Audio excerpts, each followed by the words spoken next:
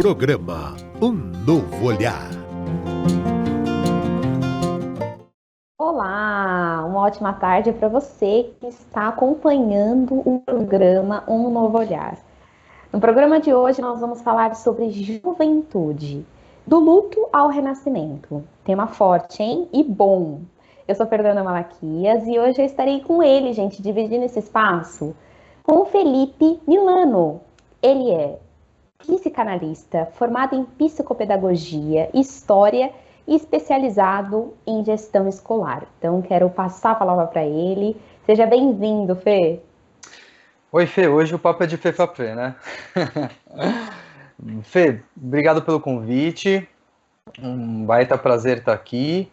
E bora lá, vamos falar desse tema tão importante, tão necessário e, acima de tudo, tentando trazer numa abordagem que a gente saia do senso comum, né? Saia dos estereótipos, que a gente não fique preso àquela ideia clichê de que o jovem de hoje é um problema, ou da minha época era melhor, ou ainda aquela ideia de que a juventude é um problema a ser resolvido. Não, vamos olhar como uma fase importante da vida, que todo mundo passa, e mais importante, não somente uma fase de passagem, mas uma fase em que a gente tem muito a viver nela, né?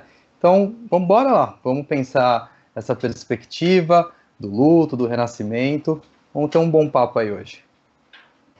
Muito bem, Felipe. Acho que, pessoal, já deu para ver que o papo vai ser bom real, né? Assim, temos duas gerações diferentes aqui, eu de uma, o Fê da outra. Então, acho que vai ter muita troca, vai ser muito gostoso. E esqueci de informar que o Felipe faz parte da equipe de profissionais do Instituto Evoluir, viu? Então, além de tudo, ele é integrante psicanalista da clínica do Instituto Evoluir.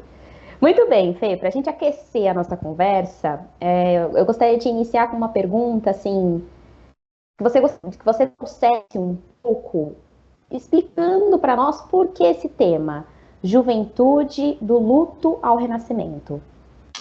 Então, vamos lá. Acho que tem 3 pontos importantes, então, para a gente entender, né? Brevemente entender essa ideia de juventude e por que dessa transição, né? Quando a gente fala de juventude, eu acho que a gente tem que considerar talvez um período um pouquinho mais amplo do que normalmente as pessoas costumam entender. É comum que simplesmente se coloque como a adolescência ou alguma coisa a partir da pré-adolescência. Vamos entender que a partir do ingresso na adolescência até um tempo significativo no início da vida adulta, né, podemos reconhecer como juventude. E esse período, ele é um período socialmente reconhecido como de transição, o que muitas vezes traz para nós já um questionamento, porque se é um período de transição, significa que algo veio antes e algo virá depois, mas esse é só um meio termo, o que eu já queria quebrar essa ideia. Ele é um período em que as coisas estão acontecendo, que a vida está acontecendo, um período importantíssimo, e no fundo um período que as pessoas, quando sentem que não estão mais jovens, elas falam com muita saudade. Então é muito curioso se ter um certo desdém, mas quando se fala da sua época em que você se sentiu dessa forma, foi tão maravilhoso, né? Mas esse período, ele tem algo que o antecede. Antes da gente se reconhecer como jovem, a gente passou por um período que é reconhecido como infância, né? E esse processo da troca, né, do fim da infância para o início do autorreconhecimento como um jovem, né, é um processo que vai trazer fatalmente, de uma forma ou de outra, mas todos nós teremos um luto associado a essa transição. Sempre que a gente pensa em um luto, o que é o luto que não? Uma dor muito profunda diante de uma perda significativa, né? O que se está perdendo na transição da infância, né, para o início da juventude ou da adolescência? O seu eu infantil. Aquela pessoa que você até então se reconheceu, né? Aquela criança que você identificava a pessoa que você era e que, a partir de um dado momento, seja por razões biológicas, razões cognitivas, razões culturais, razões do meio à sua volta, as expectativas que passam a ter sobre você, aquilo que antes era reconhecido como algo pertinente a ser feito para uma criança, de repente parece que não combina mais, mesmo que você queira fazer ainda, né? Então, de repente, a pessoa está diante desse eu infantil deixando de existir. E existem dois processos, né, dessa inexistência se construindo, que são os dois muito sofridos. Se o indivíduo que está deixando essa infância já se sente mais fora dela do que dentro, ele vai ter que tomar atitudes que ele vai simbolicamente, não é uma coisa concreta, mas ele vai simbolicamente matar essa criança. Ela vai deixar de existir. Então, se eu estou fazendo com que aquele eu, que até então eu me reconhecia, morra, deixe de existir, eu estou tendo simbolicamente uma ação homicida. Eu estou matando alguém. Mas e se eu ainda estiver muito identificado a essa infância? E se eu ainda me reconhecer mais como criança do que propriamente um jovem, um pré-adolescente, um adolescente? Mas o meio à minha volta já está me pressionando para que eu abandone esse comportamento mais infantil. Ao tomar atitudes que eu estou matando essa criança, eu estou tendo uma relação simbólica suicida. Você quer dois sofrimentos maiores do que esses? O sofrimento de matar alguém ou o sofrimento da ideia de se matar, mesmo que simbolicamente? Isso acontece no campo das representações com todos nós quando a gente passa por esse processo. Portanto, inevitavelmente, mesmo que não seja algo consciente, claro, né? Todos nós, quando passamos por essa transição, estamos diante de um processo de luto. Se alguém está morrendo, se esse ser está deixando de existir, algo tem que entrar no lugar, porque concretamente eu não deixei de viver, eu ainda estou aqui. É aí que vem o processo do renascimento. E uma coisa que eu acho particularmente bonita desse processo, né, desse renascimento, é que quando a gente nasce mesmo, lá, passaram os 9 meses, veio o parto, enfim, a gente nasce sem nenhum poder sobre o que vai acontecer. A gente não escolhe a nossa família, a gente não escolhe o idioma que a gente vai falar, a cultura, a gente não escolhe nem o nosso nome, né? Isso aqui é verdade. Nesse processo, esse renascimento, o indivíduo, a pessoa, ela tem condições de tomar agora decisões a partir de si. Por isso dessa ideia do luto ao renascimento. O luto desse eu infantil que está deixando de existir e o renascimento que agora é a partir de mim mesmo. Com a possibilidade pela primeira vez de tomar as decisões do que eu vou fazer, para onde eu vou, ou até mesmo de quem eu sou. Então é muito bonito, só que isso acontece no meio de um processo de luto, então ele é carregado de sofrimento também, né? Acho que é por aí a justificativa deste tema, tão amplo e complexo. Muito bem, realmente, viu, Fê, enquanto eu estava te ouvindo, é interessante, assim, eu fui para as aulas da minha faculdade de psicanálise, você tem um cunho mesmo, viu, psicanalítico, assim, você traz na sua fala isso, lembro da minha professora trazendo, né, e, de fato, a vida é esse processo, né, a gente deixa uma fase para nascer outra, então o processo do luto, do viver e do morrer está presente a todo momento, né? E já caminhando nessa reflexão, acho que você foi puxando agora um pouquinho no final da sua fala, como que ocorre então esse processo de renascimento, Felipe, trazendo para a fase da adolescência? Tá. Bom, já que você disse que a minha abordagem é bem psicanalítica, vou ficar dentro dela mesmo. Eu vou trazer aqui para a gente pensar um dos meus psicanalistas favoritos. Quando o trato é com adolescente em particular, o meu favorito, que é o Winnicott. O Winnicott tem demais, né? O Winnicott, ele tem uma série de conceitos que são preciosos, enfim, né? Mas tem um em particular que talvez caiba bastante aqui, que é o conceito de objeto transicional, né? Resumidamente, né, o Winnicott, ele diz que quando a gente vem ao mundo, a gente tem uma relação de uma dependência gigantesca da pessoa que ocupa a função materna, e que, grosso modo, nossa, isso aqui eu ficaria horas falando, mas grosso modo, o que ele fala de função materna, não obrigatoriamente a mãe biológica, enfim, é a pessoa que ocupa essa função, que é a função do cuidado, da proteção, né, enfim, uma função de ego auxiliar, enquanto o bebê ainda nem se reconhece como alguém separado dessa mãe, né, enfim, e que é uma relação de plena dependência. Só que a gente não pode depender para sempre da mãe.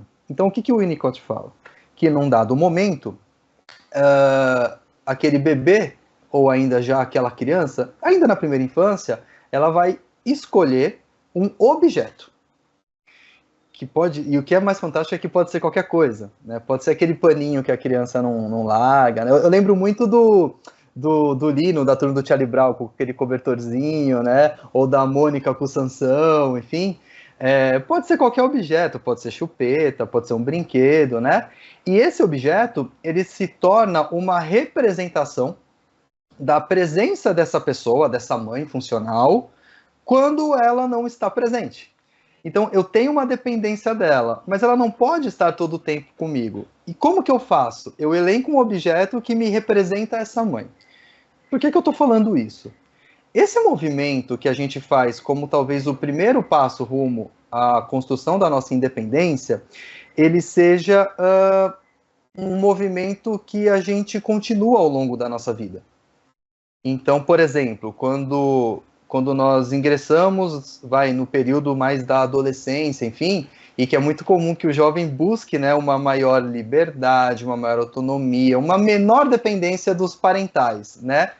Como que ele consegue construir isso? Muitas vezes transferindo isso para outras relações, para outras pessoas que vão passar a ser, simbolicamente, novos objetos na sua vida.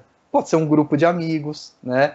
Pode ser um ambiente, por exemplo, um ambiente escolar, pode ser uma atividade que a pessoa passa a desempenhar, uma relação com a música, uma relação com o esporte. E a partir desse processo, a gente vai construindo uma menor dependência daquelas pessoas de quem a gente tanto depende, e isso vai iniciando um processo que, a partir de um dado momento, já começa até a construção daquilo que a gente vai chamar de autonomia, né? Esse processo no início da juventude, ele tem um salto muito significativo. Então, é a partir dessa demanda que esse renascimento começa a se construir, sempre de uma forma bastante particular. O ser humano não é uma ciência exata, cada um constrói a partir da sua relação emocional, da sua relação ambiental, e, enfim, de muitas relações, né? Mas, de uma forma ou de outra, tende a se ter algum tipo de crise de rompimento. Por quê? Já tem esse processo do luto, né, dessa despedida do meu eu infantil, né? E fica muito essa questão do meu eu que o outro criou e o meu eu que eu quero ser. Agora começa a entrar um certo confronto nesse sentido. E esse confronto, ele é mais uma dor, sobretudo na relação familiar. Não é à toa que a adolescência é um momento que costuma aflorar, né, os conflitos familiares, né, o que é saudável. É o momento disso acontecer, né? Claro, tem formas, mas enfim, é natural que isso aconteça. Então é dentro dessa demanda, eu estou buscando novos objetos que eu encontro, vou me tornando mais dependente e passo a me reconstruir a partir de mim mesmo. Eu estou renascendo. Maravilha. Gente, olha, vou fazer uma pausa aqui na nossa conversa, porque eu quero reforçar a parceria que nós, do Instituto Evoluir, temos com a FEAL, e lembrar que os sócios do Clube Amigos da Boa Nova têm 15% de desconto em todos os serviços do Instituto Evoluir. E, pessoal, vou fazer aqui um parênteses bem grande, porque está se aproximando um evento muito especial, que é o Conviver Evoluir, edição especial inverno. Então, explicando aqui resumidamente o que é o Conviver.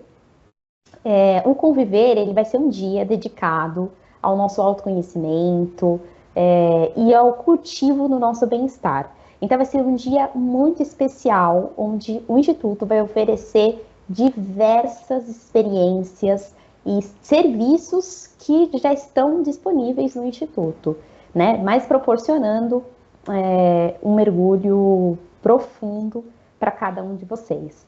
Então, esse é o meu convite aqui. Venha explorar o nosso espaço, participar das atividades que estão, assim, pessoal, tá muito incrível, sério. A edição passada foi muito legal, mas essa também tá muito especial. E eu preciso falar também o porquê. Eu e o Felipe teremos um momento juntos nessa edição, olha que legal. Falando sobre o quê? Para falar do quê, Sobre jovens. Do quê? Sobre jovens, é isso, exatamente. Nós teremos uma vivência falando sobre o que só o jovem sabe. Por que é tão importante olhar para dentro? Essa vai ser a nossa conversa. Então, assim, gostou de todas essas reflexões que o Felipe está trazendo, de tudo mais, vocês também que já me conhecem, já sabem um pouquinho do meu jeitinho, curtiu? Ó, vem conferir a programação completa no nosso site e entre em contato. O site é institutoevoluir.com.br e lá vocês vão obter todas as informações. Legal? Olha, segundo convite que eu vou deixar já para fechar, que é você que está nos assistindo aqui, venha fazer parte dessa rede de amigos que compartilham aqui na Rádio Boa Nova e na TV Mundo Maior. Então, nos ajude a manter essa programação que auxilia você e tantas outras pessoas no ar. E você pode colaborar espontaneamente pelo Pix, que o número é DDD 11 97261 0272. De maneira segura e tranquila. Mas, se você preferir, você também pode entrar no site da FEAL, que é feal.colabore.org, e lá você pode obter todas as informações para se tornar um sócio.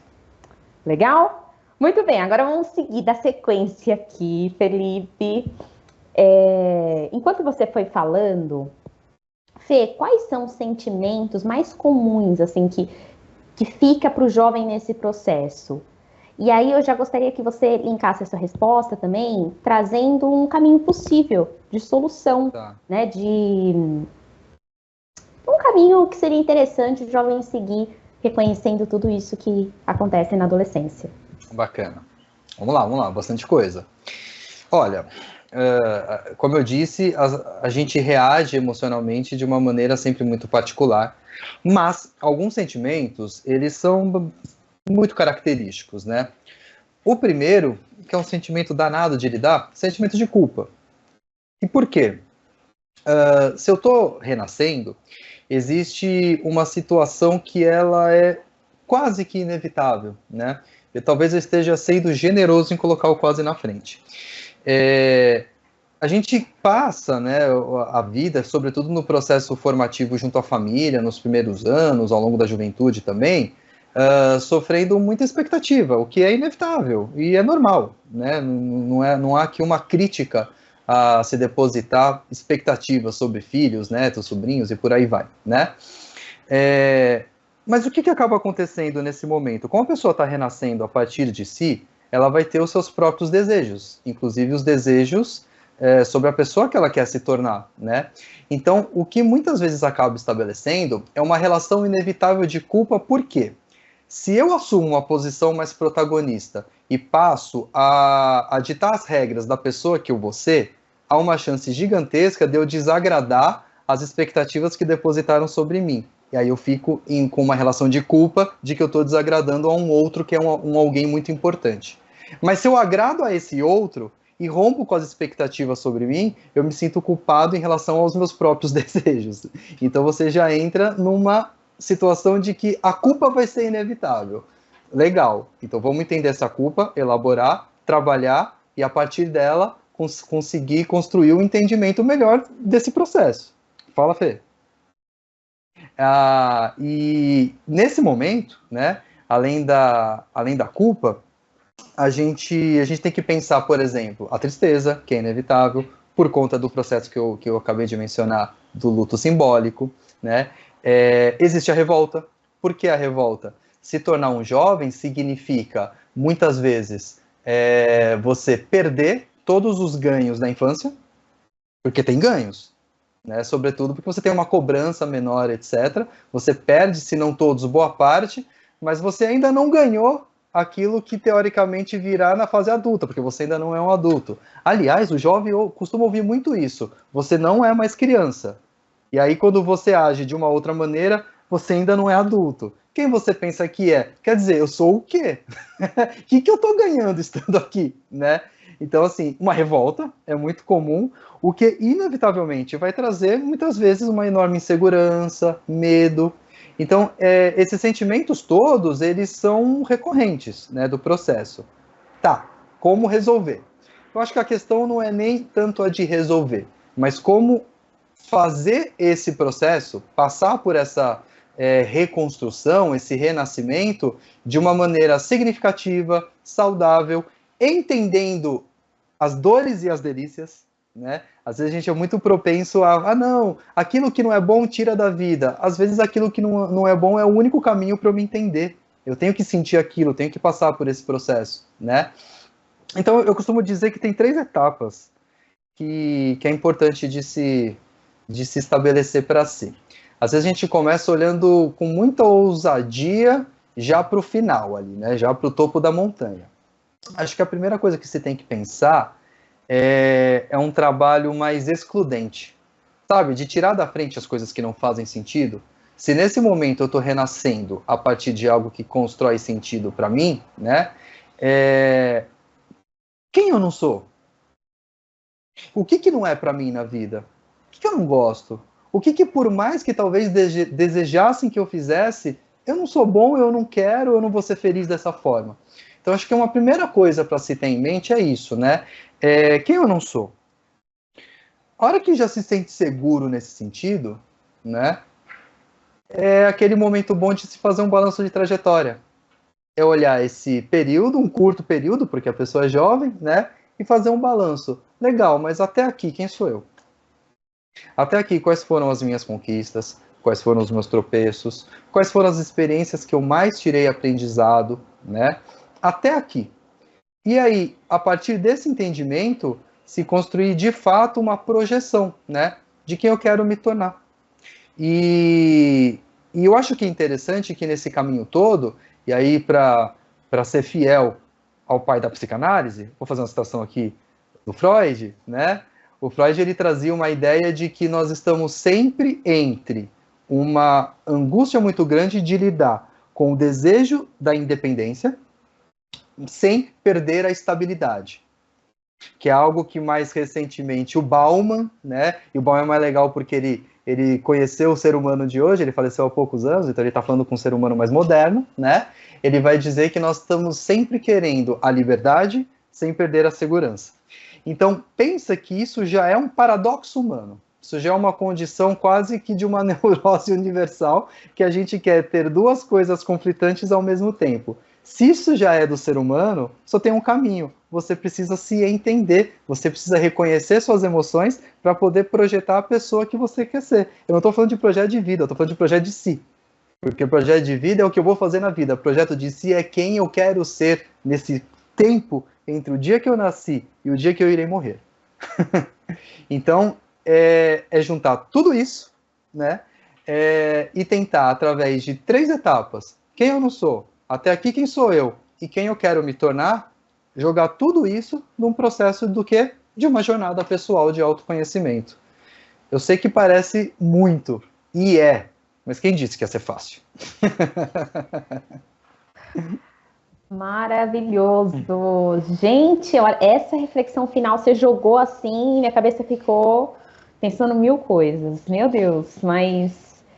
Bom, Felipe, chegamos ao final da nossa conversa. Poxa. Eu quero agradecer, de verdade, assim, passou muito rápido. Não vou negar que vários momentos quando você falava, nossa, eu me vinha sentada ali, assistindo aula de psicanálise, muita linguagem, muito gostoso, assim. Eu gosto, né, pelo menos. Então, quero te agradecer pela sua disponibilidade, pelo seu tempo aqui com a gente, essa conversa deliciosa. E quero passar a palavra para você fazer esse fechamento. Fê, eu que agradeço, é sempre uma delícia tratar disso. A minha trajetória ela é muito voltada, né, para o entendimento e para o trabalho com os jovens. Acho que desde quando eu me reconhecia como jovem, acho que eu já estou um pouquinho distante, mas é um baita prazer, né, e sempre que quiser eu estou à disposição, porque é um tema delicioso, necessário, e estou muito feliz de ter podido participar. Numa próxima, estou inteiramente à disposição. Muito bom. Gente, muito obrigada. Então, quero agradecer a todos vocês também que nos acompanharam até aqui. E um agradecimento especial e carinhoso para toda a equipe da produção do programa Novo Olhar, Thaís Cabenguele, Henrique, Rogério, todo mundo. É isso. Espero vocês na próxima semana com mais um tema delicioso. Até lá!